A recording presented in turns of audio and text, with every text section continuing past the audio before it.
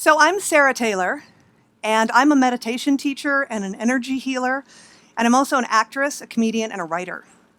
And I gotta tell you, I'm pretty amazed to be here. I'm really amazed that I'm about to share with you what an impact meditation has made on my life. And I'm amazed that I'm actually a meditation teacher today, helping other people experience the impact of a meditation practice. I'm amazed I go to companies to teach meditation, I teach workshops and classes.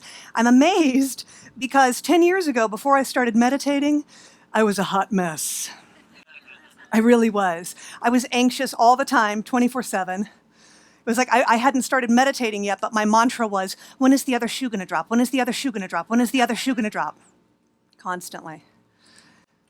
And I don't know if you've had experience with anxiety. Anybody ever experience anxiety? Just curious, show of hands. Woo, everybody's like, yeah, let's get anxious, all right. So I'm not alone. Well, research has shown that the area of the brain, the amygdala, that processes fear and worry is enlarged in all of us. And it's been increasing in size in recent years. So we're all walking around with these enlarged amygdalas. It's not as sexy as it sounds. Research has also found that in regular meditators, people who have a meditation practice, the amygdala shrinks. So meditation actually changes your brain. So when I tell people, oh my God, I've changed so much since meditating, it's like, yeah. I mean, 10 years ago, I was all amygdala, baby. I was. I'd walk into parties, always fear, amygdala girl is here. Let's worry, woo, woo, woo. When's the other shoe gonna drop? When's the other shoe gonna drop? When's the other shoe gonna drop? But we all know what it's like to have our minds run away with us. We've all experienced it, like you're lying awake at night and you can't go to sleep because your mind's just going and going and going. That ever happened to you?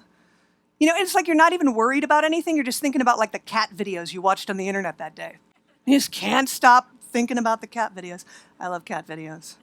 Cat on a Roomba, my favorite one. Have you guys seen that? Yes, she's seen it.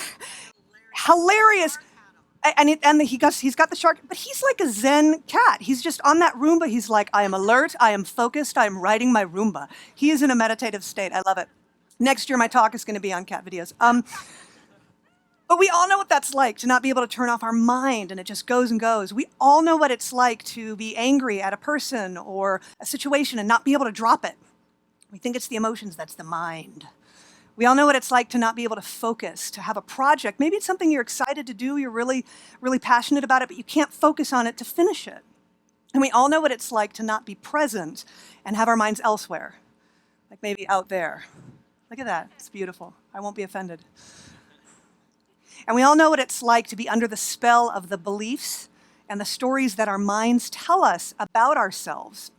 And that's where I was back before I started meditating. I had reached a point where I was completely stuck in my life and I was not a mind wrangler, because I'm all about becoming a mind wrangler. You gotta just wrangle your mind. I was not a mind wrangler. I was not meeting life fully. I was completely stuck in my life. And I had stopped doing the things that I really love to do. I stopped performing, I stopped being active and connected with people. I was really, really stuck, and I wasn't able to share my light with others because of it. And I believe that's why we're here, to share our light with others, our unique lights. And I couldn't do it. And I remember this moment, I just woke up and I said, oh my God, I'm afraid of my life. I'm hiding from life. And so right then and there, I made a pact with myself to start doing things that scared the pants off of me. And one of them was to start a meditation practice. I also started doing stand-up comedy. Like, that's pretty scary. So I started doing all these things that scared me, but I remained very focused on my meditation practice and stuck with it. And I began to notice profound shifts in myself and my life. I began to feel more in the flow of life rather than always resisting it.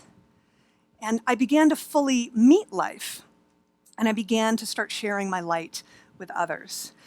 I began to work with more healing clients. I began to teach more students. And I began to entertain more audiences.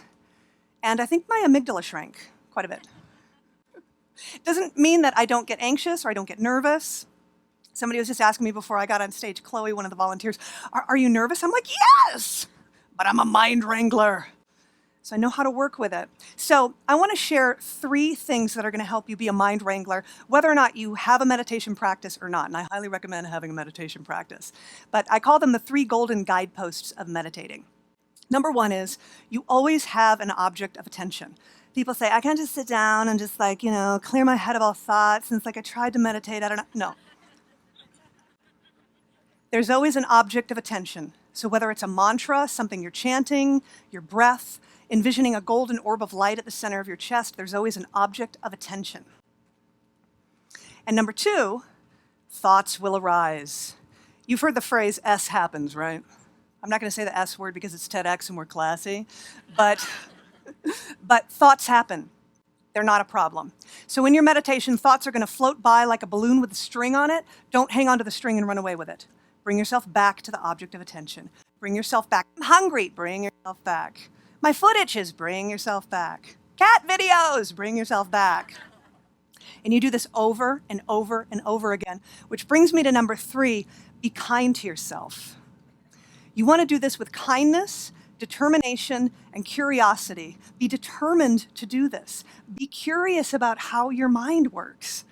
And be kind to yourself, because if anything, meditation practice is a practice in being kind to yourself. And as we become kinder to ourselves, we become kinder to others, and we're able to share our light. So I want to give all of you a taste of being a mind wrangler. I want to give you a chance to practice it right now. So wherever you're at, live streaming, hi, or right here, seated or standing, keep your spine straight. People think you have to wrap yourself up into like a pretzel or something to meditate. You don't. You just have to sit comfortably, preferably with your feet on the floor, but I'm on a stool, so improvisation. So everybody, close your eyes. I'm going to close my eyes as well. Take a deep breath in, and a nice long exhale, bringing your attention to the center of your chest, where there is a golden orb of light like the sun. And this orb of light is you at your highest essence. You at your most creative, kind, compassionate, powerful, wise. And as you breathe in, this golden orb of light gets brighter and warmer. And as you exhale, it spreads throughout your body, filling up your chest and your belly and your back, filling up your arms and hands and your head and neck, and filling up your pelvic area and your legs and feet, so that you're completely filled with this golden light, you at your highest essence. Now bring your attention back to the center of your chest where it all began, and simply rest here for a moment on the golden orb of light, allowing it to breathe the breath for you.